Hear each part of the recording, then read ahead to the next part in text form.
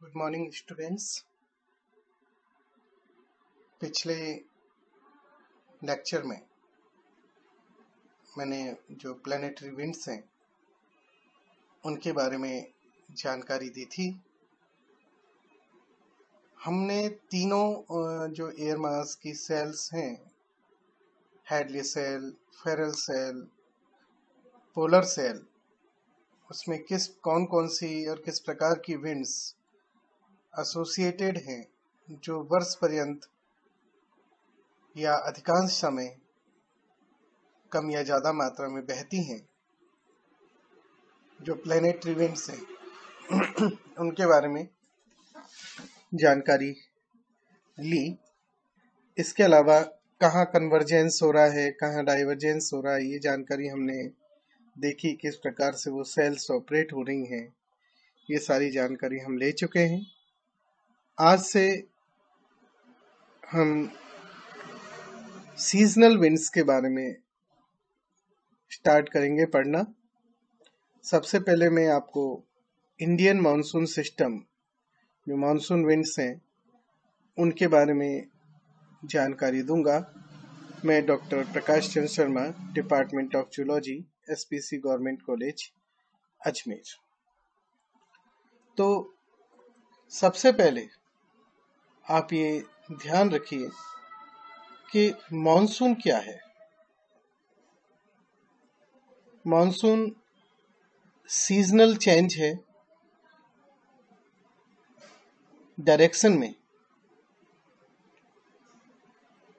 Prevailing या strongest wind के जो उस रीजन के अंदर बहती हैं।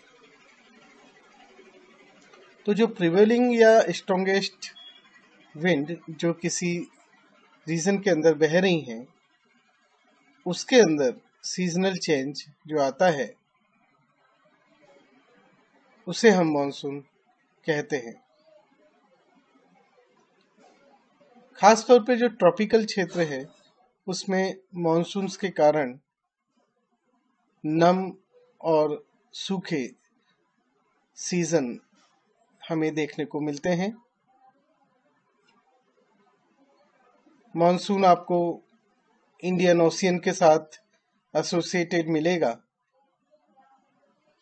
और इसके कारण से इंडिया, साउथ ईस्ट एशिया, साथ ही साथ अफ्रीका में भी आपको बारिश देखने को मिलेगी। इस बारे में और हम विस्तार से देखेंगे।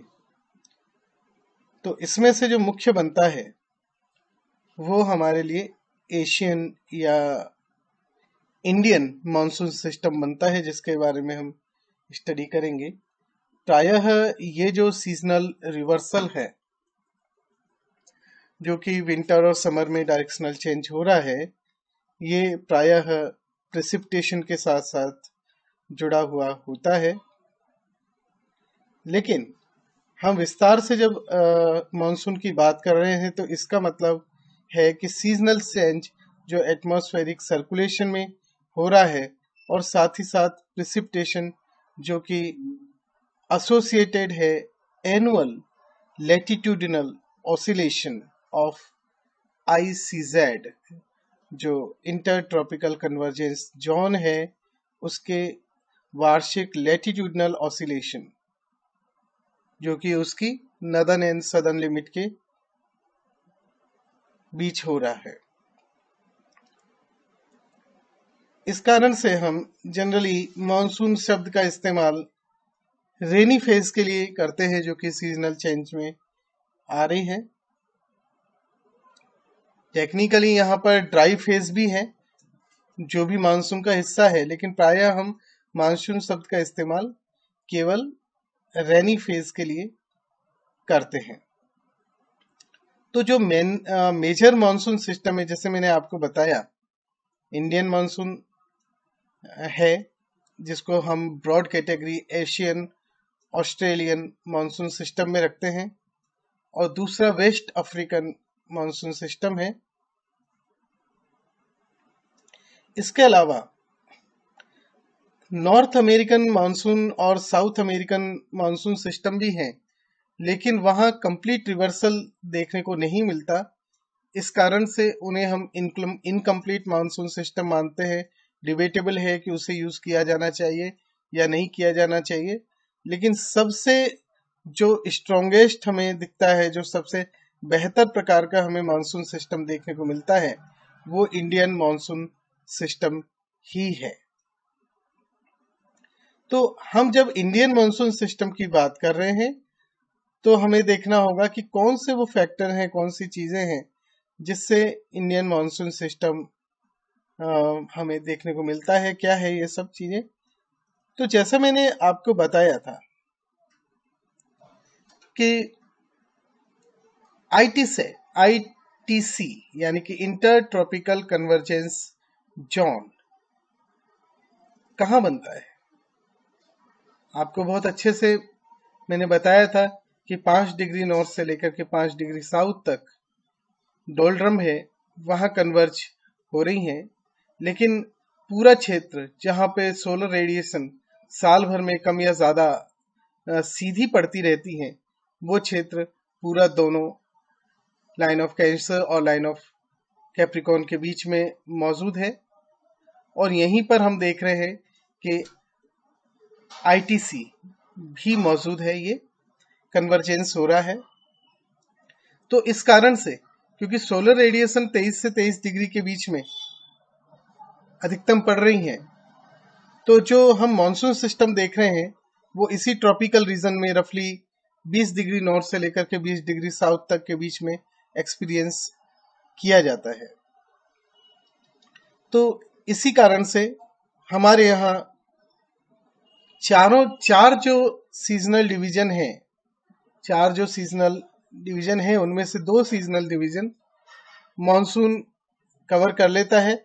साउथ वेस्ट मॉनसून सीजन, जिसको हम रेनी सीजन जनरली एक्सपीरियंस करते हैं ज्यादातर इंडिया में, जिसके अंतर्गत साउथ वेस्ट मॉनसून से रेनफॉल रिसीव होती है और ये जून से सितंबर के बीच में ये मौसम है। इसके अलावा ज्यादातर India retreating monsoon season face करता है अक्टूबर से नवंबर के बीच। तो अब हम बात करेंगे कि कौन से वो फैक्टर हैं जो इन्फ्लुएंस करते हैं साउथ वेस्ट मॉनसून फॉर्मेशन को। तो सबसे पहले बात आती है differential heating and cooling of land and water. क्योंकि समर में जो हीटिंग है वो लैंड मास पर ज्यादा हो रही है, जबकि कंपैरेटिवली जो समुद्र है पास का, जो इंडियन ओशन है, वो कंपैरेटिवली ठंडा है। इस कारण से आप देखेंगे कि सदर्न जो इंडियन ओशन है, समर में वहां पर हाई प्रेशर डेवलप होता है, जबकि लेक ऑफ बेकाल और मुल्तान के आसपास, जो कि पाकिस्तान में है मुल्तान, वहां काफी लो प्रेशर एक्सपीरियंस होता है। जबकि विंटर में इसका लगभग अपोजिट आपको देखने को मिलेगा। विंटर्स के अंदर जो सूर्य की सीधी किरणें हैं वो अब सदर्न हाफ में लाइन ऑफ कैप्रिकॉर्न के आसपास आपको हाईएस्ट दिखाई देंगी, उस तरफ मूव करती हुई रहेंगी। तो जो लो प्रेशर एरिया है वो आपको सदर्न इंडियन ओशन में फॉर्म होता हुआ मिलेगा, जहां पर की सीधी किरणें पड़ रही हैं। जबकि कंपैरेटिवली जो लैंड मास है, खासतौर पे पेशावर और बेकाल के नजदीक, वो ठंडा होने के कारण वहां हाई प्रेशर आपको देखने को मिलेगा।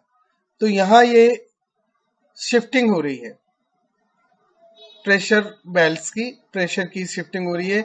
एक हाई प्रेशर जो डेवलप हो रहा है पेशावर के नजदीक, वहां पर समर में लो प्रेशर डेवलप हो रहा है, जबकि ऐसा आपको अपोजिट देखने को मिलेगा हीटिंग और कूलिंग के कारण। और इसी हीटिंग और कूलिंग के कारण जो दूसरी चीज देखने को मिलती है वो है ITCZ की जो नॉर्दर्न लिमिट है, यानी कि NITC, उसकी शिफ्टिंग। तो NITC एक्चुअली ब्रॉड टफ है लो प्रेशर का, जो कि इक्वेटोरियल लेटीट्यूड में देखने को मिलेगा। ये वो जगह है जहां north east and south east trade wind converge करती हैं।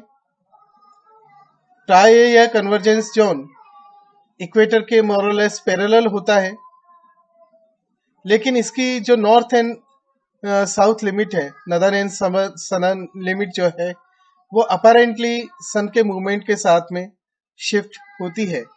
तो समर में जो ITCZ है उसकी शिफ्टिंग नॉर्थ की तरफ होगी, जबकि विंटर सीजन में जो NITC है, नदर्न लिमिट है, वो साउथ की तरफ शिफ्ट होगी।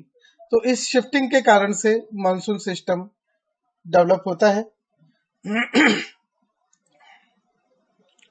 तो साथ ही साथ जो हिमालय है और तिब्बतन प्लेटू है, वो समर में काफी ज्यादा गर्म होता है, जिसके कारण से strong vertical air current develop होता है और लो प्रेशर फॉर्म होता है प्लेटू के ऊपर।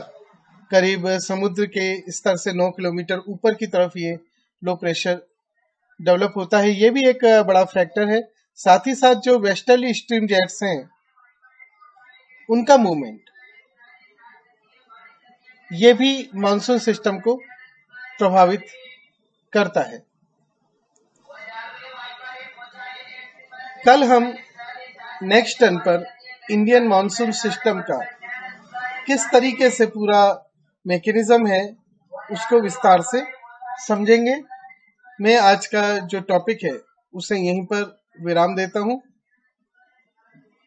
धन्यवाद।